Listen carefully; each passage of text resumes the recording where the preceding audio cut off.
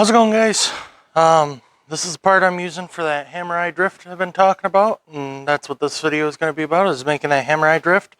But before we get into that, there's a couple things that have changed. I've changed the name of the channel to EWS Blacksmithing. I've also created a Facebook page. I'm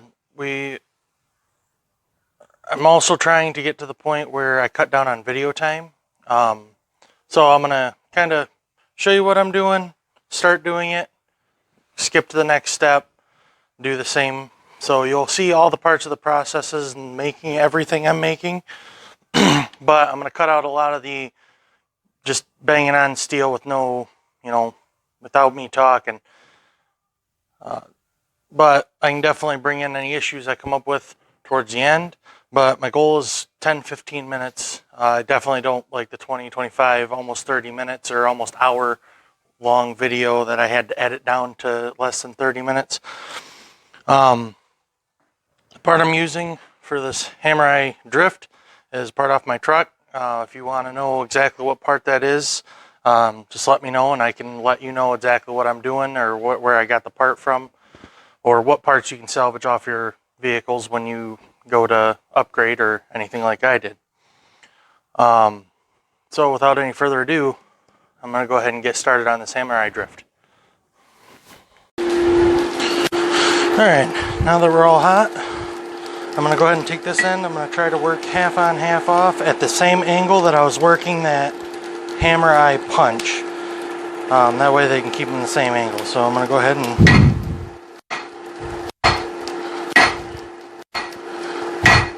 I'm trying to turn it 45 degrees. I think I'm going to go ahead and start like 4 inches ish.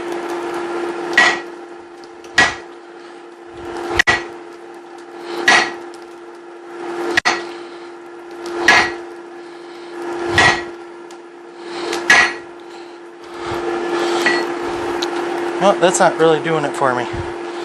So I think my next step is I'm going to go ahead and try to work that tip down and then just kind of push it away on the flat of the anvil. But I'm going to go ahead and do that, see if that works a little better.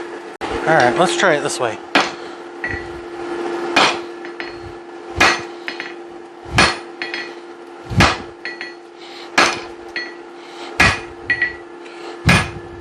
There we go. Seems to be working a little bit better. Alright.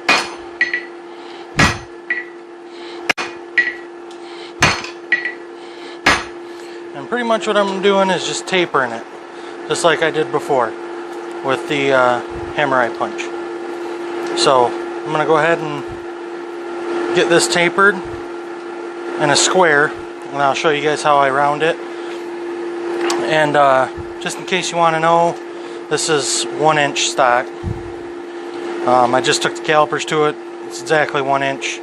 So if you have 1-inch round bar at home, you can do the same thing as I'm doing with leftover truck parts. So I'll be back when I got this tapered down.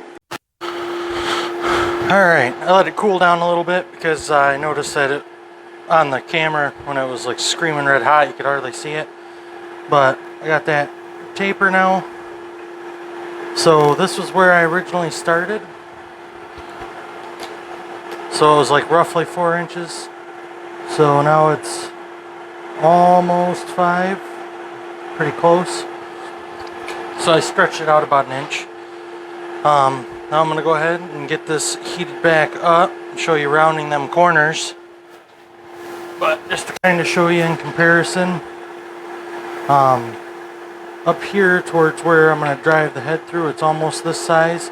So I might end up taking a little bit of this off on both sides, or all sides, just to thin this down a little bit, because I want this right here to be closer to about right there. That way this is actually driving in a little bit, because you want this to be able to hold the hammerhead that you're making while you drive out this part, which is like the cheeks of the hammer or whatever.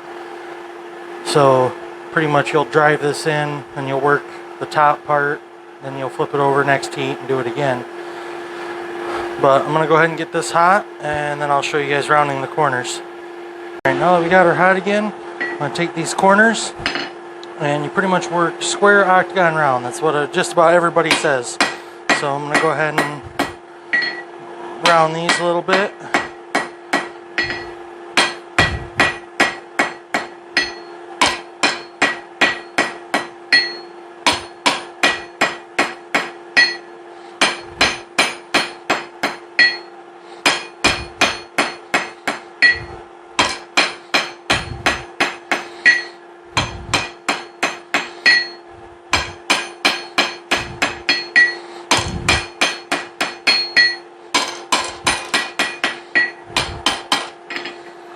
Alright, and then I'll go ahead and continue that, and then when I get this rounded, I'll show you the next one.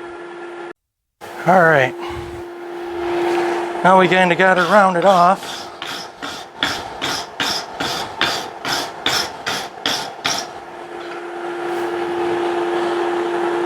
It's not perfectly round, but close enough to grind it. So, that was the starting mark. So when you work this down,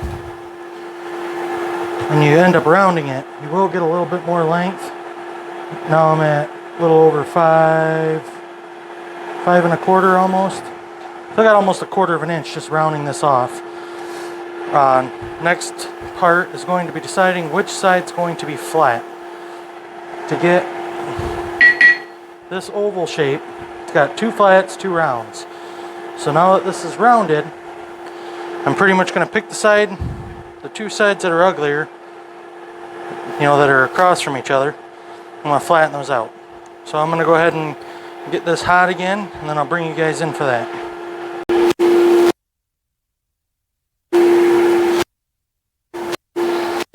Alright, now that I picked my sides, I'm going to go ahead and work this way, because it seems a little bit easier that way. And all I'm going to do is go ahead and work down one side.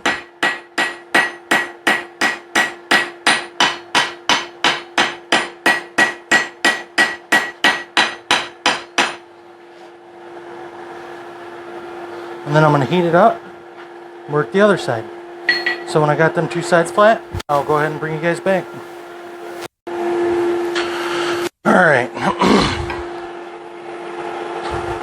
Now I got her right about where I want her. Flat on this side, flat on that side. Still got that rounded edge on these 2. So, pretty much, if you started out with the right size stock, you'd be ready to go. You'd clean it up and call her a day.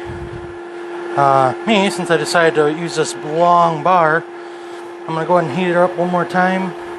From where this taper starts, I'm probably going to go probably about 2 inches back, and then make a mark, and then I'm going to go ahead and cut that off.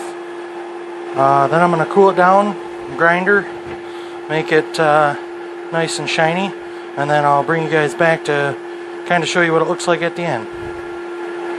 Alright guys, that's all done, ground up. You'll probably see these little nicks right there. That is where I originally was thinking about cutting it off.